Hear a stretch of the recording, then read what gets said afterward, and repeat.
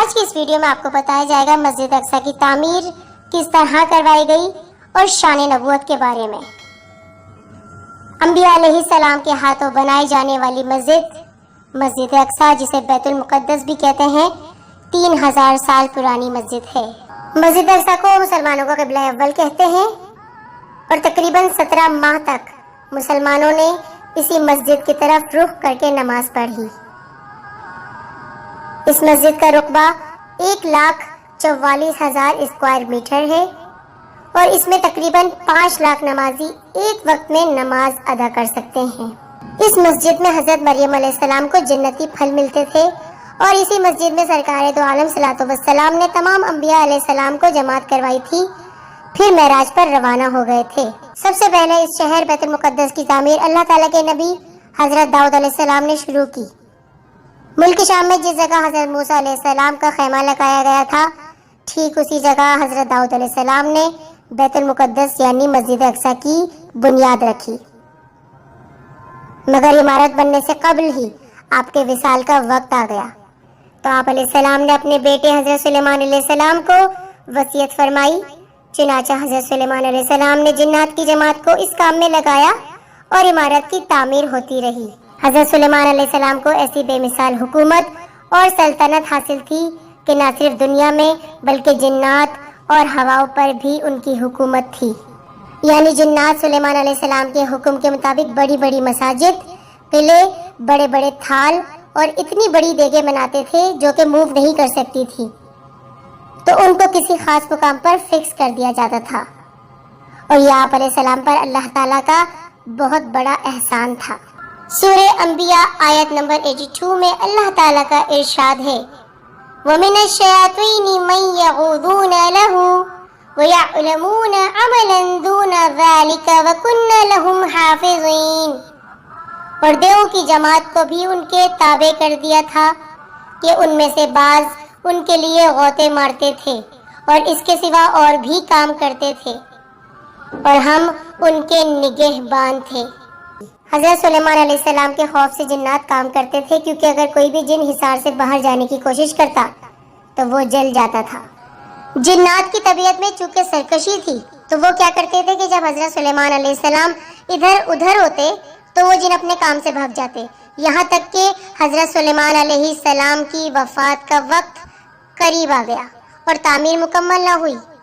حضرت سلیمان علیہ السلام نے بارگاہ الہی میں دعا کی تھی کہ ان کی وفات کا حال جنات پر ظاہر نہ ہو، تاکہ انسانوں کو یہ معلوم ہو جائے کہ جن غیب کا علم نہیں جانتے۔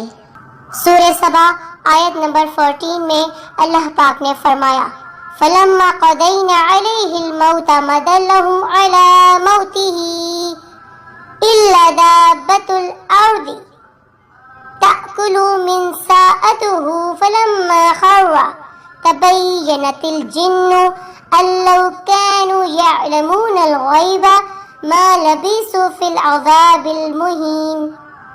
ترجمہ: پھر جب ہم نے ان کے لیے موت کا حکم صادر کیا تو کسی چیز سے ان کا مرنا معلوم نہ ہوا مگر گھن کے کیڑے سے جو ان کے عصا کو کھاتا رہا۔ جب عصا گر پڑا تب جنوں کو معلوم ہوا اور کہنے لگے کہ اگر وہ غیب جانتے ہوتے تو ذلت کی تکلیف میں نہ رہتے۔ حضرت سلیمان علیہ السلام نے شیشے کا ایک کمرہ بنوایا تھا۔ آپ اس محراب میں داخل ہوئے اور عادت کے مطابق نماز کے لیے اپنے عصا پر تکیہ لگا کر کھڑے ہو گئے۔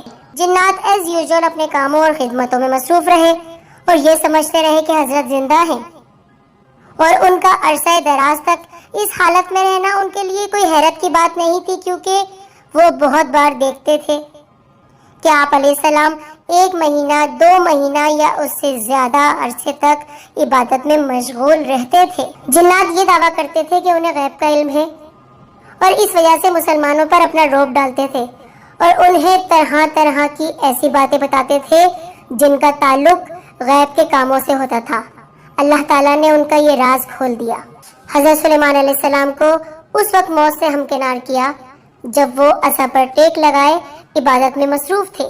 آپ علیہ السلام کی روح پرواز کر گئی، لیکن آپ کا جسم مبارک عصا کے سہارے کھڑا رہا۔ جنات جو آپ کے خوف سے بڑی مشکل سے محنت اور مشقت والے کاموں میں لگے ہوئے ہوتے تھے، اور ذرا سستی نہ کر سکتے تھے؟ وہ آپ کو کھڑا دیکھتے تو سمجھتے آپ زندہ و سلامت ہیں، ذرا جو غفلت کی تو کھال کھینچ لیں گے۔ اسی طرح پورا سال گزر گیا۔ حکم الہی سے دیمک نے عصا کو چاٹنا شروع کر دیا۔ نیچے سے اوپر تک عصا کو کھوکھلا کرنے میں 1 سال کا عرصہ بیت گیا۔ جب وہ عصا کھوکھلا ہو کر ٹوٹ گیا تو سلیمان علیہ السلام زمین پر آ گئے۔ اب جب جنات کو پتا چلا کہ جس خوف سے انہوں نے اپنے آپ کو مصیبت میں مبتلا رکھا وہ تو عرصہ ہوا وفات پا چکے ہیں، تو تب ان کے دعوے کی حقیقت کھلی، اور وہ لوگ جو ان جنات کے علم غیب جاننے کے دعوے کو سچ سمجھتے تھے انہیں بھی پتا چل گیا کہ یہ سب سراسر جھوٹ تھا۔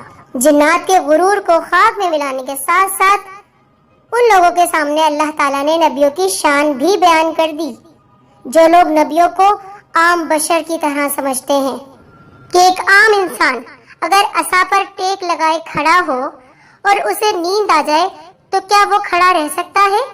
یہ ناممکن ہے، وہ فوراً زمین پر گر پڑے گا، اور پھر موت کے بعد چہرے کی رنگت بدل جاتی ہے، جسم میں طرح طرح کی چینجز آنے لگتی ہیں۔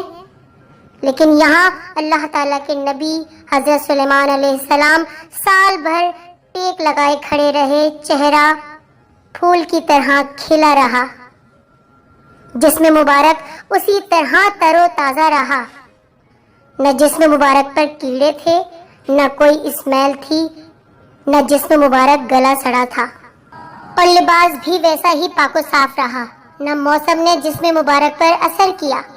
اللہ تعالیٰ نے اپنی قدرت، اپنی طاقت سے عام لوگوں کو یہ بات ثابت کر دی کہ نبی عام بشر نہیں ہیں۔